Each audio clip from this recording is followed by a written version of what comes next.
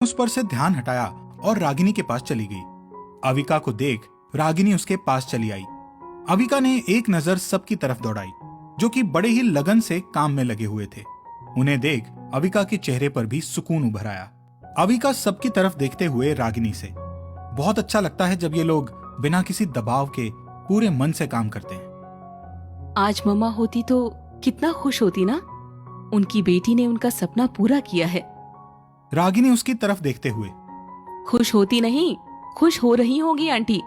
और रही इन सब की बात, तो तुमने कभी इन पर प्रेशर डाला ही नहीं, इसीलिए तो ये लोग पूरे मन से काम करते हैं। अच्छा, पता चला उस बुके के बारे में? अविका तिरछी निगाहों से उसे देखते हुए, क्यों? रागिनी उसका मतलब समझते हुए, यार तू ना हर वक्त एक ही बात सोचती है, और जैसा तू सोच रही है वैसा कुछ है नहीं। और मुझे पता है जिसने आज तक बिना तुझे बताए कुछ नहीं किया या दिया, वो आज इतना बड़ा बुके। हाँ ठीक है, समझ गई। और सच में ये एसआर ने नहीं भेजा है। और छोड़ना यार, होगा कोई। अविका ने बेपरवाही से कहा, पर रागिनी को कुछ सही नहीं लगा। चल ना, अब क्या सोच रही है? इन लोगों को काम समेटने का क्या है? और चल आज कहीं चलते हैं, मिहुदी को भी ले लेते हैं साथ में। रागिनी ने खुश होते हुए हाँ कहा और अविका ने मिहिका को कॉल कर यहीं बुला लिया। कुछ ही देर में मिहिका भी आ गई और तीनों निकल गई घूमने। तीनों पहले मॉल पहुंची, वहां से जरूरत का सामान खरीद कैंटीन में कॉफी पीने के बाद बीच पर निकल गई। मिहिका ने कहा, अभी तुम्हें याद है हम तीनों स्कूल के बाद यहीं आकर चाट और गोलगप्पे खाते थे? एक दूसरे पर बालू फेंकना और घर जाकर डांट खाना, यही काम था। हाँ दी, सब याद है मुझे। गोलगप्पे खाने के चैलेंज में आप दोनों साथ होते और मैं अकेले। मिहिका मुंह बनाते हुए बोली, फिर भी तुम हमेशा जीत जाती थी। हाँ, ये मुझसे भी जीत जाती है हमेशा, रागिनी ने कहा। तीनों ने वहां जाकर खूब मस्ती की, फोटोज क्लिक किए, वड़ा पाव गोलगप्पे खाए और रागिनी को घर छोड़ते हुए अपने घर पर आ गए। दिल्ली से मोहित के पास फोन पर फोन आने लगे। महेंद्र जी ने कुछ ऑर्डर्स लिए थे जो पूरे नहीं किए गए थे। उनके जाने के बाद सारा कुछ मोहित के हाथों में था और मोहित को किसी भी काम का कोई नॉलेज नहीं होने से वो बिना किसी को कुछ जानकारी दिए मुंबई लौट आया। क्लाइंट्स अब अपना सामान चाहते थे जो उन्होंने ऑर्डर दिया था, या फिर रिटर्न मनी। इसी सब के चलते मोहित और माही दोनों ही काफी ज्यादा डिस्टर्ब नजर आ रहे थे। डिनर करते हुए अविका ने दोनों को ही परेशान देखा तो कारण पूछा। मोहित ने उसे सब कुछ बताया। अविका कुछ सोचते हुए, तुम फूफा जी के ऑफिस गए थे? जवाब में मोहित ने ना में सिर हिला दिया। अविका ने उसे देखते हुए कहा, मोहित, फूफा जी ने सब कुछ तुम्हें सौंप दिया है, तो अब उनकी जिम्मेदारियां, अपने पीछे जो काम वो छोड़ गए हैं, उन्हें तुम्हें ही पूरा करना होगा। मोहित नीचे मुंह किए हुए ही, पर मुझे कुछ भी समझ नहीं आ रहा, क्या, कैसे, कुछ भी नहीं। और ऊपर से क्लाइंट्स के लगातार कॉल करने से परेशान हो चुका हूं। अविका कुछ सोचते हुए, अपना सामान पैक करके रखना, कल हम दिल्ली चल रहे हैं। मोहित और माही ने हैरानी से उसकी तरफ देखा तो वो उठकर मोहित के बगल में जाकर बैठ गई और कहा, मोहित, कब तक मेरे सहारे रहोगे? कल को मुझे कुछ हो गया तो मेरा सब कुछ ट्रस्ट को चला जाएगा, फिर तुम दोनों के पास कुछ भी नहीं रह जाएगा। और तुम काम से या क्लाइंट से डर क्यों रहे हो? मैं हूं ना, तुम्हें सिखाऊंगी काम करने के तरीके। देखना, एक दिन तुम जरूर सक्सेस हो जाओगे। एक बार कदम तो आगे बढ़ाओ। मोहित ने हामी भरी। अगले दिन अविका ने रागिनी को अपने दिल्ली जाने के बारे में बताया और तीनों ही मुंबई एयरपोर्ट पहुंचे। कुछ घंटों की उड़ान के बाद प्लेन दिल्ली लैंड हुआ और ऑटो लेकर तीनों महेंद्र जी के घर पहुंचे, जो अब मोहित और माही का था। दोपहर बाद अविका दोनों को लेकर महेंद्र जी के ऑफिस पहुंची, जहां अब ताला पड़ा हुआ था। अविका ने मोहित से चाबी लेकर लॉक खोला और पहले दुकान की साफ सफाई करवाई। महेंद्र जी का इलेक्ट्रॉनिक सामान का बिजनेस था, जो चौहान इलेक्ट्रॉनिक्स के नाम से था। अविका ने वहां बेसमेंट में बने गोडाउन को भी खुलवाया। काफी सारा सामान डिलीवरी के लिए पैक्ड रखा हुआ था। उसने शॉप पर जाकर दराज में देखा तो डायरी में सब कुछ नोट था और क्लाइंट्स के नाम और नंबर भी। उसने सारे क्लाइंट्स के नंबर पर कॉल कर सब कंफर्म किया और जल्दी ऑर्डर पूरा करने के लिए कहा और देरी के लिए माफी भी मांगी। उसने पेपर में कर्मचारी के लिए इश्तिहार दिया और अगले दिन का इंतजार किया। देर शाम तीनों घर पहुंचे। अविका ने खाना ऑर्डर किया और खाना आते ही तीनों खाने पर टूट पड़े। अविका मोहित की तरफ देख, मोहित, पहले का सारा कुछ मैं खत्म करके जाऊंगी, उसके बाद सब तुम्हें संभालना होगा। दूसरों पर भरोसा करने से पहले खुद पर भरोसा करना। मोहित की आंखें नम हो गई और माही भी रोने लगी। अविका ने दोनों को गले लगाया और कहा, तुम दोनों से दूर रहूंगी इसका मतलब ये तो नहीं कि भूल जाऊंगी। जब भी मेरी जरूरत महसूस हो, एक फोन करना, मैं तुम्हारे सामने होंगी। और जो पहले हुआ उसे भूल जाओ और आज में जियो। मोहित भरे गले से, सॉरी, तुम्हें समझने में बहुत देर लगी। मम्मा की नजरों से सब कुछ देखता था तो लगा तुम्हें अपने पैसों पर घमंड है। मामा जी ने सब कुछ तुम्हें दे दिया तो उन्हें भी गलत समझ लिया, पर पापा के जाने के बाद और उनके समझाने से ही सब समझ आया। अगली सुबह तीनों एक बार फिर शॉप पर पहुंचे।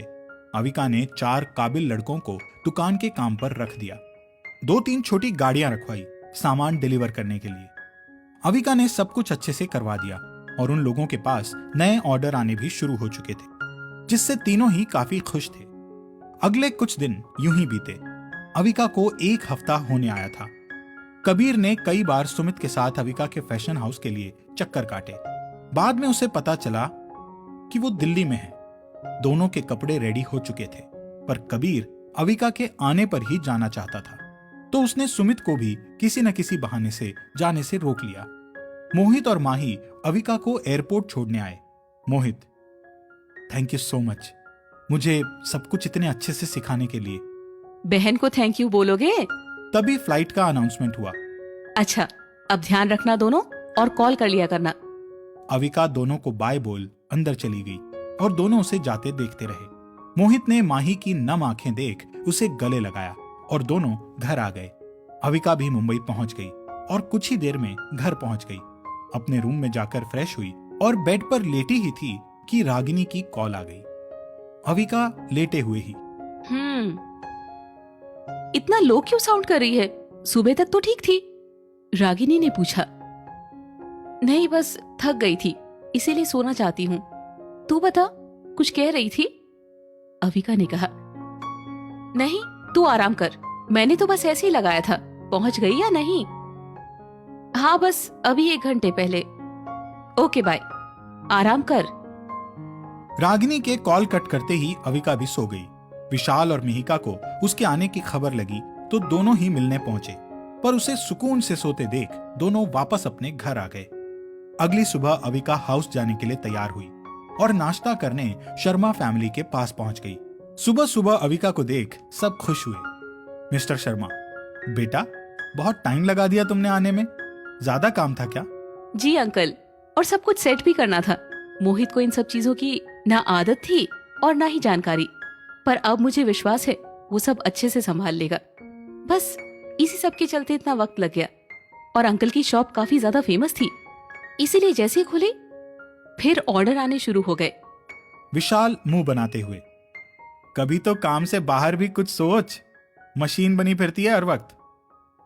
अविका ने ब्रेड उठाकर उसके मुंह में ठूंस दिया और कहा, अपना मुंह बंद ही रखा करो, अच्छे लगते हो। विशाल ने मुंह में ठूंसा हुआ ब्रेड जैसे तैसे गटका। तब तक अविका ने जूस पिया और हाउस के लिए निकल गई। आज फिर गेट पर बुके देख उसने स्लिप उठाई और पढ़ा, जिस पर लिखा था, कई दिनों से बगीचे में फूल नहीं खिला और आज जब खिला तो। अविका ने बिना पढ़े ही स्लिप वापस रखी और इधर उधर देख अंदर आ गई। उसके चेहरे पर गुस्सा साफ छलक रहा था। रागिनी ने अविका को देखा और उसके गले लग गई। यार, पहली बार तू इतने दिनों के लिए मुझसे दूर गई थी। सच्ची यार, तेरे बिना तो यहाँ काम में बिल्कुल मन नहीं लगता। और एक बात, इतने दिनों से ये बुके नहीं आया और आज आ गया। अविका ने सोचते हुए अपनी आंखें छोटी की और कहा, जिस दिन पता चला ना किसकी करतूत है, कसम से इश्क का सारा भूत उतर जाना है। छोड़ ना यार, होगा कोई सिरफरा। रागिनी ने कहा। अविका ने हाँ कहा और कैबिन में आ गई। उसका ध्यान उसी बुक में अटका पड़ा था। उसे ऐसे देख रागिनी कैबिन से बाहर निकली और उसके लिए चाय ऑर्डर की। अविका कैबिन के चक्कर ही काट रही थी कि सुमित की कॉल आ गई।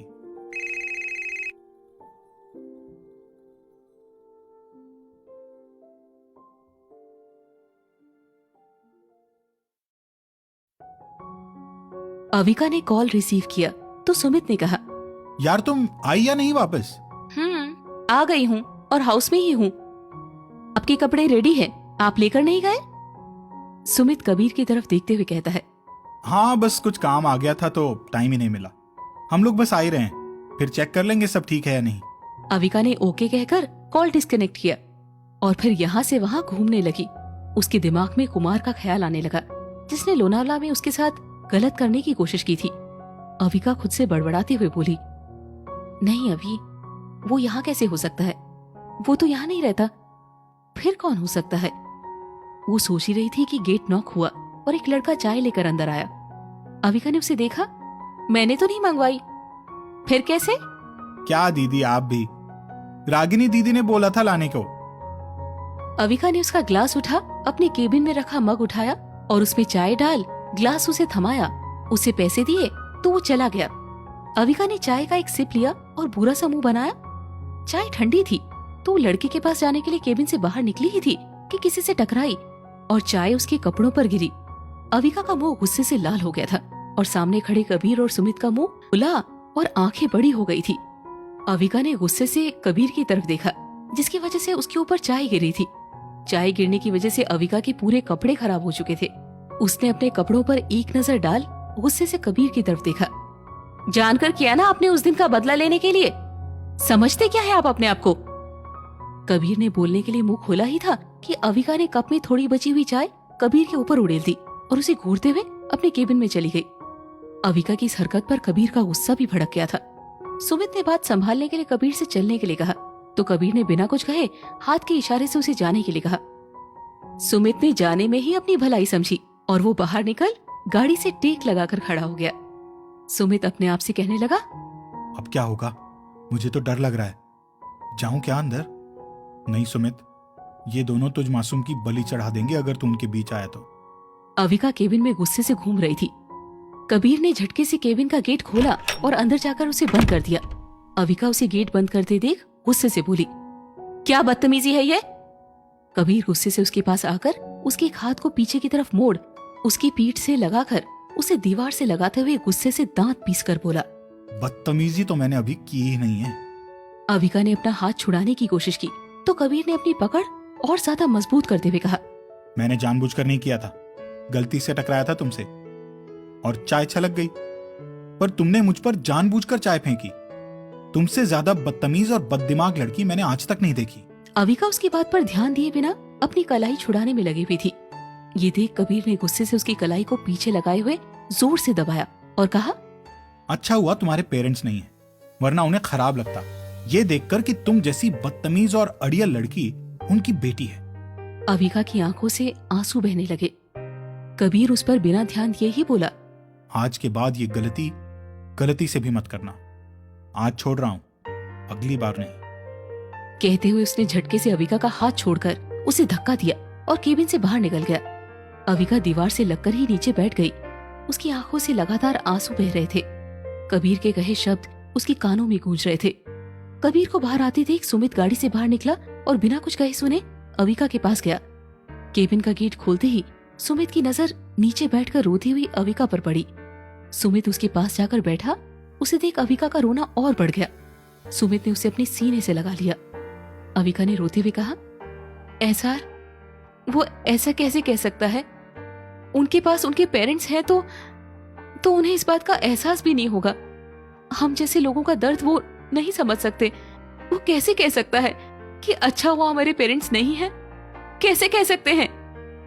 सुमित की आंखों से भी आंसू बहने लगे थे। उसने भी तो बचपन में ही अपने माँ पापा को खो दिया था और अविका का दर्द भी अब उसके दिल में उतर आया था। उसने अपने आंसू पोंछ अविका को अपने से अलग कर उसके आंसू साफ किए और पानी का ग्लास उठाकर उसे पानी पिलाया। तभी उसकी नजर अविका की कलाई पर पड़ी, जिस पर कबीर की उंगलियों के गहरे निशान होने के साथ साथ हल्के नाखूनों के निशान भी थे। पर अविका को अब भी उस दर्द का एहसास नहीं था। दर्द तो दिल में उठा हुआ था।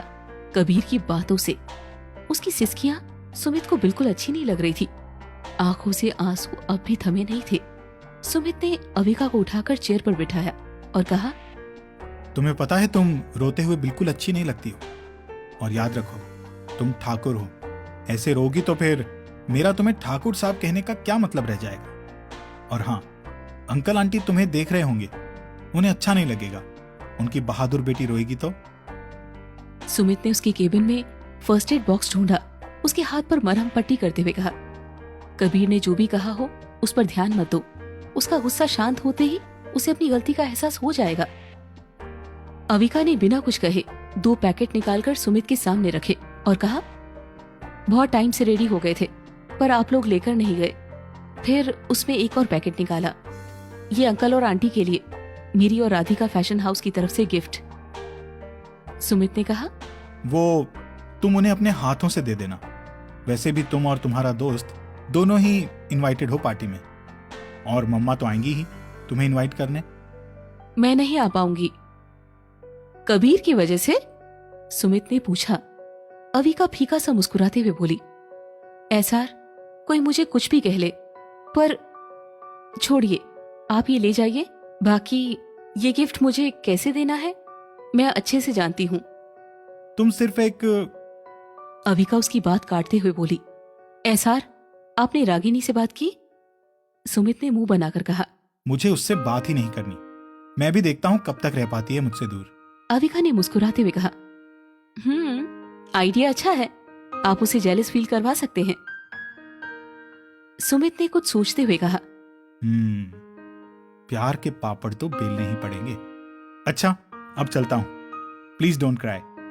अविका ने मुस्कुराकर सिर हाँ में हिलाया तो सुमित बाहर निकल गया और गुस्से में कार में आकर बैठ गया।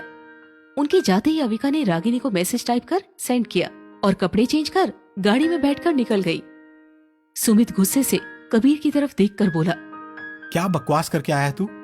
कबीर ने आंखों पर चश्मा चढ़ाते हुए बोला, क्या कह रहा है? सुमित उसका चश्मा हटाते हुए बोला, तुझे नहीं पता तूने क्या किया? तूने उसे जो भी कहा, जो भी किया, उसका उसे बुरा नहीं लगा। बस तेरी एक बात ने उसके दिल को चोट पहुंचाई है। तुझे बिल्कुल भी अफसोस नहीं होगा इस बात का, क्योंकि तू क्या जाने माँ बाप को खोने का दर्द। सुमित उससे आगे कुछ नहीं कह पाया। उसका गला भर आया था।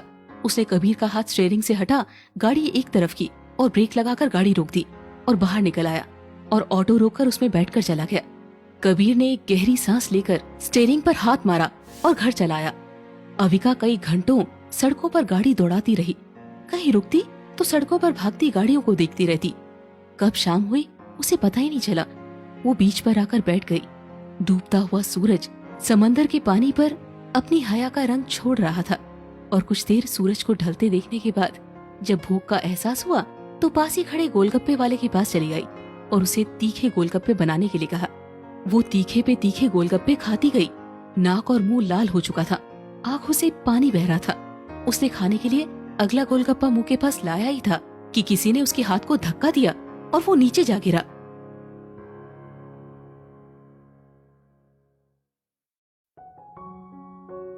अविका ने देखा तो सामने कबीर खड़ा था, जो उसे घूर कर देख रहा था। अविका ने उसे अनदेखा कर गोलगप्पे वाले से और तीखा बनाने के लिए कहा। कबीर ने उसे पैसे देकर और गोलगप्पे देने से मना कर दिया। अविका गुस्से से, आप होते कौन है मुझे रोकने वाले? फिर गोलगप्पे वाले से, आप खिलाइए, मैं दूंगी पैसे। कबीर ने एक बार फिर मना किया, पर अविका नहीं मानी और वो फिर गोलगप्पे खाने लगी, और वो भी पहले से तीखे। कबीर ने उसे देखा, उसकी आंख, नाक और मुंह पूरे लाल थे। कबीर ने उसका हाथ पकड़ा तो अविका ने उसका हाथ झटक दिया। कबीर ने उसे गोद में उठाया और अपनी गाड़ी की तरफ बढ़ गया।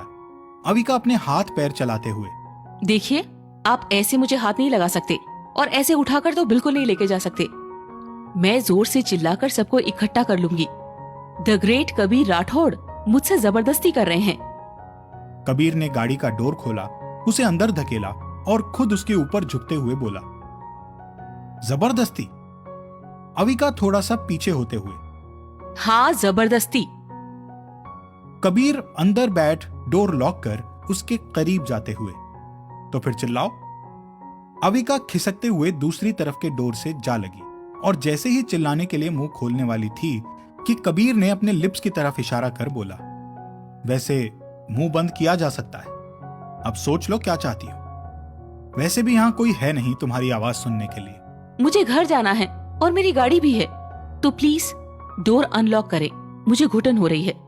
वैसे भी मुझ जैसी बदतमीज और बददिमाग लड़की आपके साथ शोभा नहीं देती। कबीर ने उसकी आंखों में आई नमी देखकर डोर खोला तो अविका बाहर निकल अपनी कार में जाकर बैठ गई और कबीर उसे जाते हुए देखता रह गया और कुछ ही देर में घर के लिए निकल गया। अविका भी घर आकर बिना चेंज किए ही सो गई। कबीर ने सुमित को घर में ढूंढा पर सुमित कहीं नहीं था। उसने सुमित को कॉल भी किया पर उसने रिसीव नहीं किया। कबीर मीनू जी के पास जाकर, मम्मा सुमित कहाँ है? मीनू जी उसकी तरफ देखकर बोली, क्यों, तुम दोनों में झगड़ा हुआ है क्या किसी बात पर? मम्मा प्लीज बताइए ना सुमित कहाँ है? मुझे क्या पता, सुबह तेरे साथ ही निकला था, बस तब से घर नहीं आया। और तुम्हारे पापा बता रहे थे कि ऑफिस भी नहीं आया। मुझे लगा तुम दोनों का कुछ प्लान होगा बाहर का। मीनू जी ने फोन उठाकर सुमित का नंबर डायल करते हुए कहा। कबीर उन्हें फोन करते देख रुक गया। मीनू जी कॉल रिसीव होते ही, सुमित कहाँ हो बेटा? उधर से कुछ कहा गया जिसे सुनते ही मीनू जी ने ठीक है कहते हुए कॉल डिस्कनेक्ट किया। कबीर ने उन्हें उम्मीद भरी नजरों से देखा। मीनू जी अनाथ आश्रम में है वो, आ रहा है कुछ देर में। तुमने कुछ कहा क्या? लो साउंड कर रहा था। कबीर को बहुत बुरा लग रहा था। जाने अनजाने में उसने एक साथ दो लोगों को तकलीफ दे दी थी। वो सुमित के रूम में बैठा सुमित का इंतजार करने लगा। कुछ ही देर में सुमित आया और सीधे वॉशरूम में घुस गया। कबीर वॉशरूम के बाहर दीवार से टेक लगाकर खड़ा हो गया। सुमित जैसे ही बाहर आया कबीर ने उसे गले लगा लिया। आई एम सॉरी यार, मैं गुस्से में पता नहीं उससे क्या क्या कह गया। एहसास तो तभी हो गया था पर हिम्मत नहीं थी उसका सामना करने की। सुमित ने कुछ नहीं कहा, बस बेड पर जाकर लेट गया और चद्दर से खुद के मुंह को ढक लिया। कबीर मुंह लटकाए उसके बगल में उसे पकड़कर लेट गया और बोला, सॉरी ना यार, वो बस अनजाने में निकल गया। उसके पास भी गया था पर वो तो एक नंबर की जिद्दी और गुस्सैल है, किसी की सुनती ही नहीं है। सुमित चादर हटाते हुए, क्यों तेरी बकवास सुनेगी वो? वैसे भी तू होता कौन है? ना दोस्त, ना रिश्तेदार, ना जान पहचान। क्यों सुने वो तेरी? क्यों सुने तेरी बात? कबीर मुंह बनाकर, वो मुझे लगता है कि मेरे दिल में उसके लिए फीलिंग्स हैं। क्या है कि मुझे नहीं पता, बस इतना पता है कि मैं उसे हर रोज देखना चाहता हूं। जिस दिन नहीं देख पाता उस दिन बेचैनी होने लगती है। उसको देखकर धड़कनें दौड़ने लगती है, शोर मचाती है। उसका हंसता हुआ चेहरा हर जगह नजर आता है। क्यों ये नहीं पता। सुमित उसकी बात सुनकर एक बार फिर उड़कर सो गया और कबीर मन मारकर अपने रूम में चला आया। अगले दिन सुबह ही मीनू जी सुमित के साथ अविका के घर पहुंची उसे इनवाइट करने के लिए। अविका उन दोनों को देखकर उनके पास आते हुए, good morning aunty. Good morning SR. दोनों साथ में, गुड मॉर्निंग। अरे आप लोग आइए ना, बैठिए। मीनू जी और सुमित पास पड़े सोफे पर बैठ गए। शीला दोनों के लिए पानी ले आई। मीनू जी पानी पीकर ग्लास रखते हुए उसे कार्ड थमाते हुए, तुम मना नहीं करोगी, तुम्हें आना ही है, वरना मैं अपनी पार्टी छोड़कर तुम्हें लेने आ जाऊंगी। उनकी बात पर अविका मुस्कुराकर, आप इतने प्यार से बुला रही हैं तो कैसे नहीं आऊंगी। ये हुई ना बात। अच्छा बेटा, अब शर्मा जी को भी इनवाइट कर ले, मीनू जी ने कहा। हाँ कर लीजिए, पर आप ऐसे नहीं जा सकती बिना चाय नाश्ता किए। पापा हमेशा कहते थे घर आए मेहमान को ऐसे रूखा सूखा नहीं भेजते, अविका ने कहा। उसके इतना कहते ही मीनू जी मुस्कुरा दी तो सुमित ने कहा, हम तो लंच डिनर सब कर लें अगर तुम बनाओ तो। अविका मुंह बनाकर, मुझे तो चाय बनानी भी नहीं आती, शायद मम्मा होती तो वो जरूर सिखा देती। पापा ने तो किचन में पैर भी रखने नहीं दिया। मीनू जी उसे अपने पास बैठाते हुए, मैं हूं ना, अगर तुम्हें कुछ सीखने का मन है तो मुझसे सीख लेना। अविका फीका सा मुस्कुराते हुए, पापा होते तो जरूर सीखती, वो हमेशा मम्मा के हाथ का खाना मिस करते थे। मीनू जी ने उसकी बात बदलते हुए कहा, तुम अपनी बुआ के साथ रह रही थी ना, कहाँ है वो? वो बुआ तीर्थ स्थल पर रहना चाहती थी, इसीलिए वो वहां चली गई और उनके बच्चे अपने पापा का बिजनेस संभालने में व्यस्त हो गए। चाय नाश्ता कर तीनों उठे और मीनू जी एक बार फिर अविका से आने के लिए कहा और शर्मा फैमिली को इनवाइट करने चली गई। विशाल अविका के पास आकर, अभी यार फर्म छोड़ दे, बाइक सर्विसिंग के लिए गई है और मैं लेट हो रहा हूं। अविका कार की चाबी घुमाते हुए, तुम्हारी सासू माँ आई हुई है, थोड़ी खातिरदारी कर लेते तो वो खुश होकर अपनी बेटी का हाथ तुम्हारे हाथों में दे देती।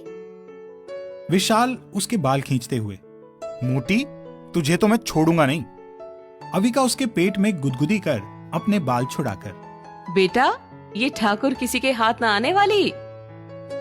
विशाल नाक सिकोड़कर, हाँ देख लेंगे। देख लेना। दोनों गाड़ी में बैठे अविका ने विशाल को उसके फर्म छोड़ा और गाड़ी अपने हाउस की तरफ मोड़ दी। मीनू जी ने शर्मा फैमिली को इनवाइट करने के बाद रागिनी को कॉल पर ही इनवाइट किया और घर पहुंच गई। कबीर दोनों को देख, आप दोनों कहां गए थे? वो अविका और मिस्टर शर्मा की फैमिली को इनवाइट करने, मीनू जी ने कहा। कबीर ने सुमित की तरफ देखा तो उसने मुंह फेर लिया। कबीर भी मुंह बनाते हुए बोला, चलिए नाश्ता कर लें। तुम कर लो, अविका ने पेट भर नाश्ता करवा दिया हमें तो।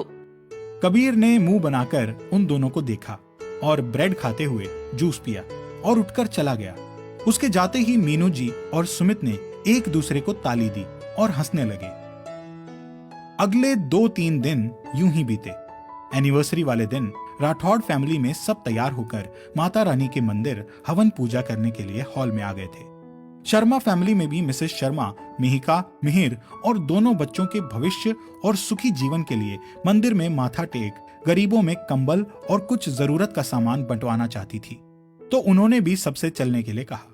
पर अब तक अविका, मिहिका और विशाल तैयार नहीं हुए थे और जाने में भी आनाकानी कर रहे थे। विशाल, मम्मा मीहू की शादी होने वाली है तो उसे और जीजू को ले जाओ ना, हम दोनों का क्या काम? हाँ, मिसेस शर्मा, मैंने एक बार कह दिया तो कह दिया। मिहिका हंसते हुए, उसके बाद तो मम्मा पापा की भी नहीं सुनती। तुम दोनों बंदर बंदरिया कहाँ लगे? मिहिका ने हंसते हुए कहा। विशाल और अविका दोनों ने मिहिका को घूर कर देखा तो मिसेस शर्मा ने कहा, बहस मत करो, चलो जाओ, अब तैयार होकर आओ। तीनों जाने लगे तो मिसेस शर्मा अविका से, और तुम? अविका रुकते हुए बोली, मैं? जब देखो ऑफिस वाले कपड़े पहन लेती हो। मंदिर के हिसाब का कुछ पहनो, नहीं तो मीहू से ले लो, क्योंकि तुमने तो। आंटी, ऑफिस के कपड़े सबसे अच्छे होते हैं, प्लीज पहन लेने दो, अविका ने कहा। मिहिका उसे खींचकर अपने साथ ले गई। यार दी, मिहिका उसके सामने कपड़े रखते हुए, ये पहन लो, भगवान जी खुश हो जाएंगे, और फिर क्या पता वो तुम्हारे किसी को भेज दे। अविका मुंह बनाकर, मुझे कोई नहीं चाहिए, मैं तो सिंगल ही खुश हूँ। कौन लफड़े पाले देर रात तक? बेबी सो गई क्या? बात करो ना, फिर सुबह उठते ही जान खाएगा गुड मॉर्निंग। मुझसे ना होगा ये। मुझे अपनी आजादी बहुत प्यारी है, कब सोना है कब खाना है ये कोई और नहीं डिसाइड कर सकता। मिहिका उसके बाथरूम में घुसते हुए, बस कर बहन, तेरी बात सुन के कहीं मेरा शादी करने का फैसला ना बदल जाए। अविका बाथरूम से जोर से हंसते हुए कहने लगी, यार दी, जीजू तो मेरा गला ही दबा देंगे कि मेरी वजह से आपने फैसला बदल लिया।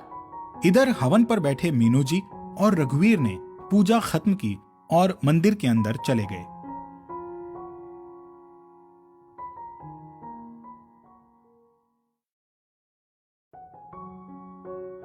अविका बाहर निकली तो मिहिका उसे देखती ही रह गई। ऐसे मत देखो, मुझे शर्म आ रही है, पहली बार कोई देख रही है इसीलिए, कहकर वो हंसने लगी। मिहिका उसे मारते हुए बोली, नौटंकी कहीं की, अब जल्दी से तैयार हो, चले नीचे।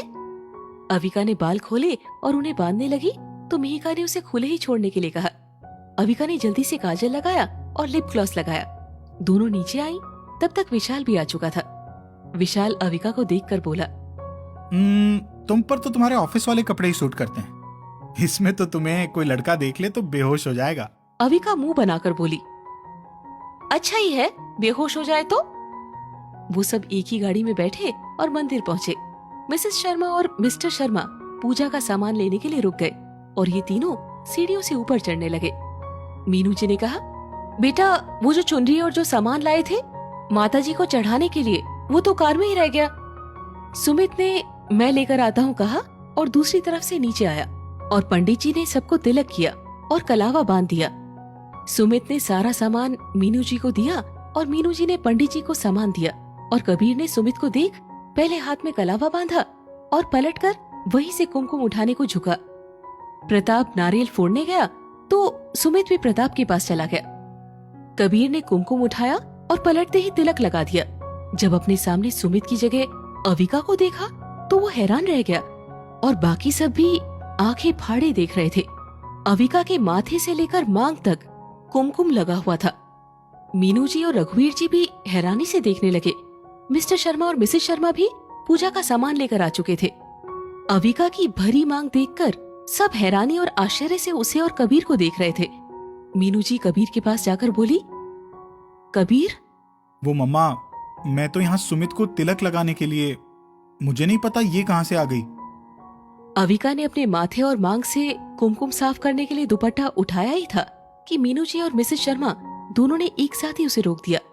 अविका ने दोनों को हैरानी से देखा तो पंडित जी ने कहा, बेटा, ये माता रानी के चरणों से उठाया हुआ कुमकुम है और इनके हाथों तुम्हारी मांग में माता रानी का कुमकुम भर चुका है।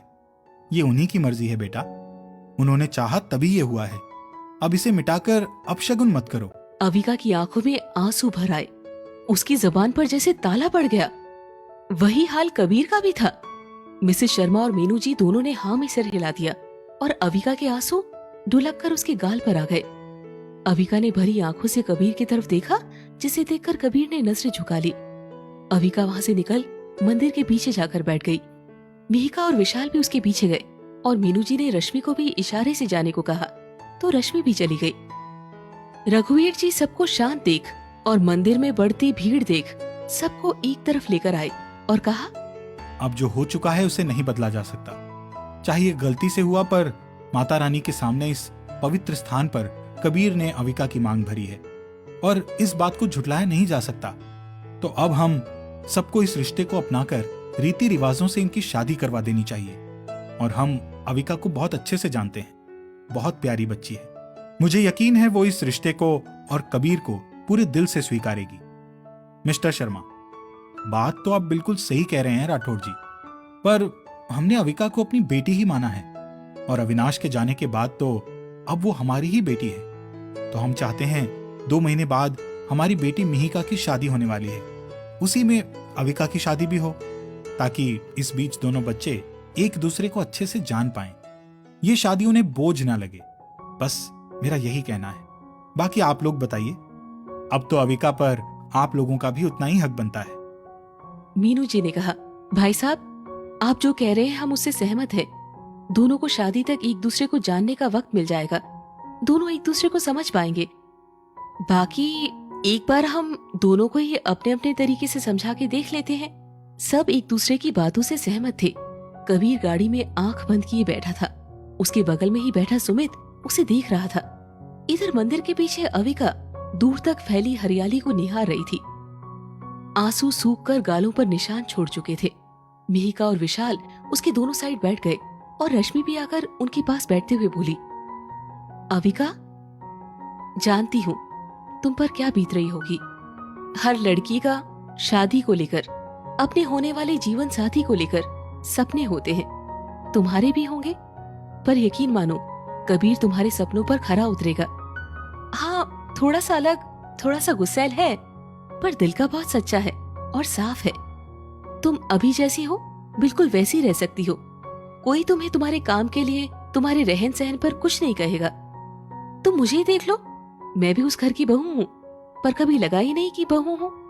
मैं तो फिर भी थोड़ा तड़का चाहती हूँ, पर सब एक दूसरे को बहुत अच्छे से समझते हैं और सपोर्ट भी करते हैं। तभी मिहिका ने कहा, अभी तुम परेशान क्यों हो रही हो? और देखना, पापा और मम्मा जो भी फैसला करेंगे ना, तुम्हारा भला सोचकर ही करेंगे। विशाल ने अविका को कंधे से पकड़ते हुए धीरे से कहा, मुझे तो पहले से पता था, जैसे तुम दोनों डांस पार्टनर बने थे, वैसे एक न एक दिन लाइफ पार्टनर भी बनोगे। अविका ने उसे घूरा और धीरे से कहा, तुम्हारा गला ना दबा दूं मैं। रश्मि के कहने पर चारों उठ खड़े हुए। मीनू जी ने अविका के सर पर हाथ फेरते हुए कहा, शाम को पार्टी में जरूर आना। अविका ने बस हाँ में सिर हिला दिया। रश्मि ने भी अविका को गले लगाया और धीरे से कहा, इंतजार रहेगा तुम्हारा। अविका मुस्कुरा दी। रघुवीर जी ने उसके सर पर हाथ फेरा और वो लोग चले गए। मिस्टर शर्मा और सब लोगों ने वहां बैठे लोगों में सामान बांटा और घर के लिए निकल गए। अविका ने घर पहुंचकर शार लिया और शर्मा फैमिली के पास आ गई। मिसेस शर्मा अविका को अपने पास बिठाकर बोली, बेटा, हम लोग चाहते हैं कि मिहिका की शादी वाले दिन ही तुम्हारी और कबीर की शादी हो। तुम क्या चाहती हो? मिस्टर शर्मा ने कहा, अभी बेटा, मैंने हमेशा तुम्हें अपनी बेटी माना है। तुम हमें कन्यादान करने का मौका दोगी, मुझे खुशी होगी, और शायद अविनाश को भी। वो तो हमेशा कहता था, मेरी शहजादी की शादी ऐसे करूंगा कि दुनिया देखती रह जाएगी। उसने बहुत सपने देखे, तो मेरा आज फर्ज बनता है मैं उसके सपनों को पूरा करूं। अविका रोते हुए उनके गले लग गई। सबकी आंखें नम हो गई। अविका ने भी हाँ कह दिया। आज अविका ने रागिनी से कहकर हाउस की छुट्टी करवा दी थी। दोपहर लंच के बाद अविका अपने घर आकर सो गई। कबीर बहुत बेचैन हो रहा था। उसे अविका से बात करनी थी, पर आज जो हुआ उसके बाद तो उसकी हिम्मत ही खत्म हो गई। मीनू जी उसके रूम में आई और कबीर ने उन्हें बेड पर बिठाया और खुद उनकी गोद में सर रखकर लेट गया। मीनू जी ने उसके बालों को सहलाया और कहा, परेशान हो? नहीं पता। मीनू जी मुस्कुराते हुए बोली, बेटा, कभी कभी कुछ चीजें हमारे बस में नहीं होती है। आज जो हुआ वो भी नहीं था। अब अविका तुम्हारी जिम्मेदारी है और इस घर की बहू और तुम्हारी पत्नी। कबीर झटके से उठकर बैठ गया। मीनू जी उसे देखकर बोली, कबीर, भले ही रस्में नहीं हुई, पर उसकी मांग में तुम्हारे नाम का सिंदूर तुमने खुद लगाया। पर मम्मा, वो तो गलती से हुआ। और वो चाहे गलती से हुआ या जानकर, अब 2 महीने बाद पूरे रस्मों रिवाज के साथ वो इस घर में आएगी, तुम्हारी दुल्हन बनकर। तब तक उसे जानो। मैं चाहती हूँ कि तुम दिल से अपनाओ, कोई बोझ या जिम्मेदारी समझकर नहीं। बेटा, अविका को हम सब बहुत अच्छे से जानते हैं। उसके पास उसके पापा का दिया हुआ सब कुछ है, इतना कि वो पूरी जिंदगी बैठकर खा सकती है, पर उसने ऐसा नहीं किया। वो अपनी मेहनत से कमाती है। उसे अपने पापा के पैसों का घमंड नहीं है। बहुत किस्मत वाले होते हैं वो माँ बाप जिनके पास ऐसे बच्चे होते हैं। मीनू जी की बात सुनकर कबीर को अपनी कही हुई बात याद आ गई, जो उसने गुस्से में अविका से कही थी। काफी देर तक मीनू जी उसके सर को सहलाते हुए बात करती रही और कबीर को नींद लग गई। उन्होंने कबीर के सर के नीचे तकिया लगाकर उसे चादर ओढ़ा दिया और कमरे से बाहर आ गई। बाहर लॉन में पार्टी की तैयारियां चल रही थी, जिसमें सुमित, प्रताप, निक्की और रश्मि भी हेल्प कर रहे थे और बीच बीच में बहस भी कर रहे थे। प्रताप ने कहा, रश्मि, ये अच्छा नहीं लगेगा, एकदम भड़कीला है। तभी रश्मि ने कहा, बेबी, पार्टी में यही भड़कीले पर्दे अच्छे लगेंगे और नाइट में शाइन भी करेंगे। भाभी, मुझे लगता है कि भाई सही कह रहे हैं, ये सच में बहुत खराब लग रहे हैं, है ना सुमित भाई? निक्की ने कहा। सुमित ने मुंह बनाया और हाँ में सर हिलाया। तो रश्मि बोली, तुम तीनों मेरी साइड कभी नहीं लेते ना। तुम लोग देखो, मेरी पार्टनर भी जल्दी आने वाली है। सुमित ने हंसते हुए कहा, भाभी, उसे भी ये भड़कीले कलर पसंद नहीं आने वाले। रश्मि ने मुंह बना लिया तो वो तीनों हंसने लगे। मीनू जी और रघुवीर जी एक तरफ बैठे उन चारों को देख रहे थे और मुस्कुरा भी रहे थे।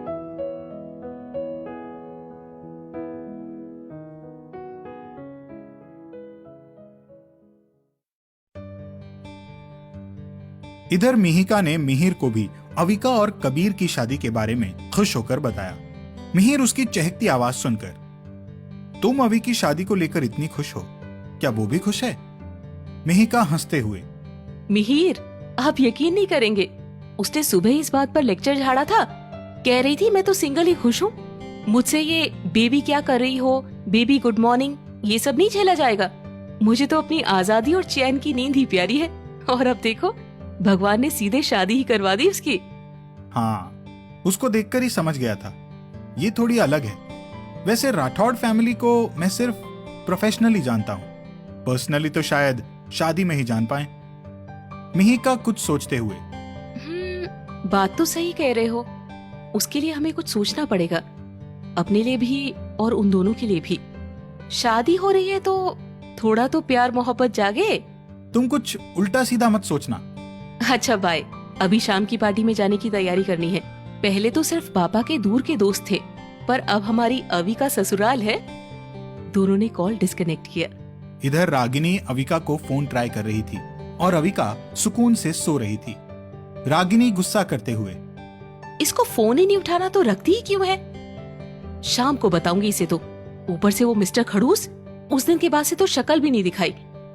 रागिनी ने गुस्सा होकर कहा। कबीर की नींद खुली तो वो सबको ढूंढते हुए लॉन में ही आ गया, जहां सब बैठे चाय पी रहे थे और तैयारियां भी देख रहे थे। कबीर भी उन सबके पास जाकर बैठ गया। निक्की, इनका अच्छा है, आराम से सोकर उठे हैं और हम सबको मम्मा ने यहाँ काम पकड़ा दिया है, जबकि इतने सारे लोगों को डेकोरेशन के लिए बुलाया है। निक्की ने कहा। कबीर उसके सिर पर मारते हुए, तुम्हें जलन हो रही है? वैसे भी मुझे इन सब कामों में इंटरेस्ट नहीं। निक्की धीरे से बड़बड़ाते हुए। हाँ, जब भाभी आएगी तो पूंछ बनकर घूमेगे। कबीर आंखें छोटी करते हुए, क्या कहा? निक्की मुंह बनाकर, चाय पी लो, ठंडी हो जाएगी। अविका ने उठते ही अपना फोन चेक किया, जिसमें रागिनी, माही, मोहित और सुमित के मिस्ड कॉल पड़े हुए थे। अविका ने पहले मोहित, माही को कॉन्फ्रेंस पर लिया और दोनों से बात की।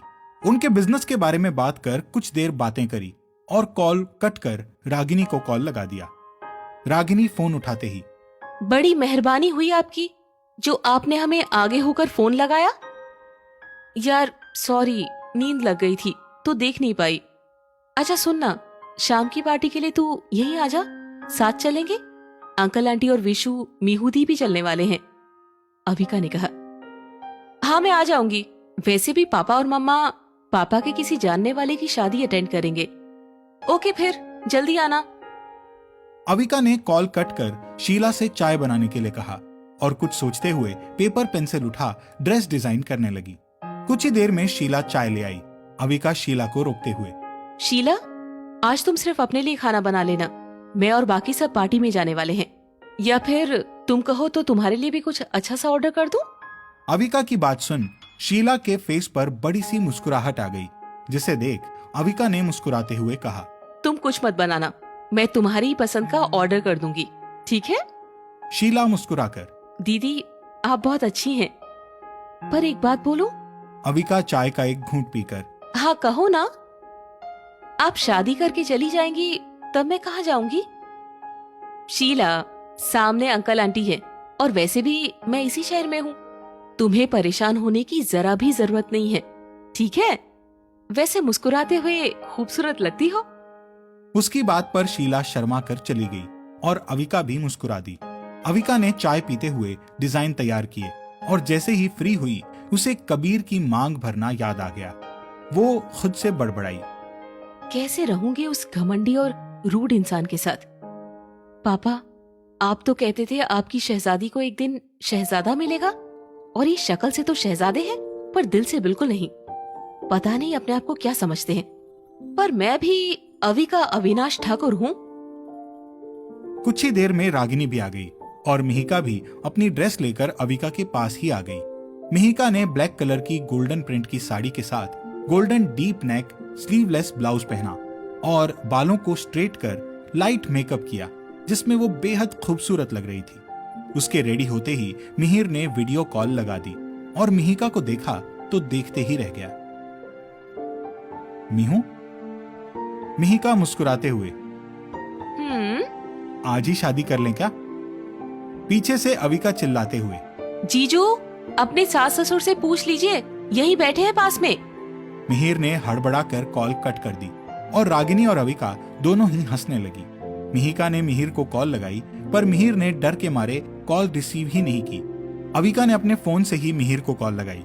मिहिर ने फोन उठाया और कहा, अभी बाद में बात करते हैं, अभी नहीं। अविका हंसते हुए, अरे जीजू, यहाँ कोई नहीं है और उस वक्त भी कोई नहीं था, बस आपसे मजाक किया था। मिहिर ने राहत भरी सांस लेकर कहा, यार ऐसा भी कोई करता है क्या? जीजू हूँ तुम्हारा, थोड़ा तो रहम खाओ मुझ गरीब पर। अरे जीजू, एक तो साली है आपकी और एक ही तो जीजू है मेरे, तो थोड़ी मस्ती तो बनती है ना। अच्छा, अब मुझे तैयार होने दीजिए और दी से बात करिए। अविका ने मिहिर को फोन पकड़ाया और तैयार होने चली गई। तब तक रागिनी भी तैयार हो गई थी।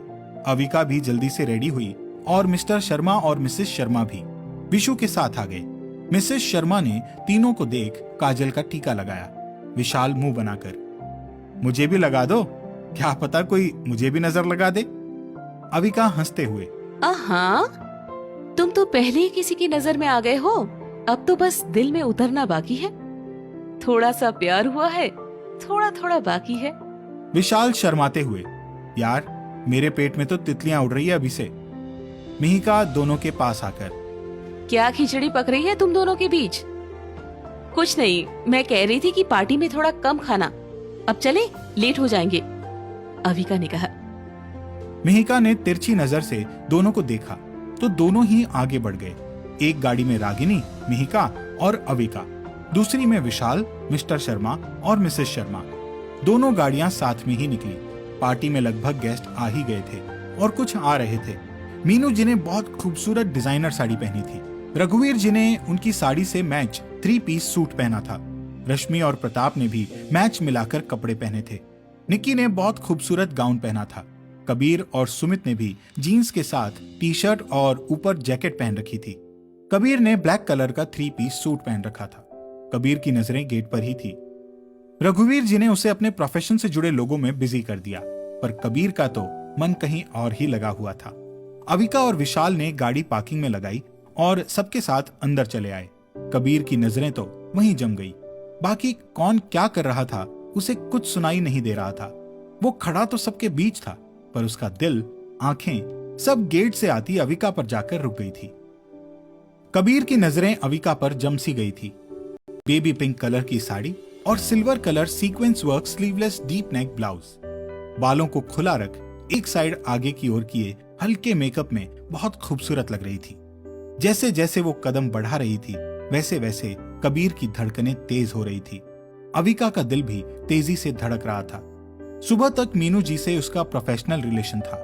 मीनू जी अपनी हर साड़ी अविका से ही डिजाइन करवाती थी और निकी के सारे ड्रेस भी अविका ही डिजाइन करती थी। पर अब प्रोफेशनल रिलेशन पर्सनल बन गए थे, जो उसने कभी सोचा भी नहीं था। मीनू जी और रघुवीर जी ने उन सबको आते देखा तो वे मुस्कुराते हुए उनकी तरफ ही बढ़ गए। अविका ने उन दोनों के पैर छुए तो रघुवीर जी ने मुस्कुराते हुए उसके सिर पर हाथ रखा और मीनू जी ने उसे गले लगाते हुए कहा, तुम्हारी जगह वहां नहीं, यहाँ है, हमारे दिल में। हम वैसे सास ससुर बिल्कुल नहीं हैं जैसे तुम सोच रही हो। उनकी बात पर सब मुस्कुरा दिए। रश्मि ने भी आगे बढ़ अविका को गले लगाकर कहा, बहुत सुंदर लग रही हो। उसकी बात पर अविका ने भी मुस्कुराकर कहा, आप भी बहुत सुंदर लग रही हैं। उन सबको देख सुमित, प्रताप, कबीर को भी खींच कर ले आए। कबीर ने मिस्टर शर्मा और मिसेस शर्मा के पैर छुए।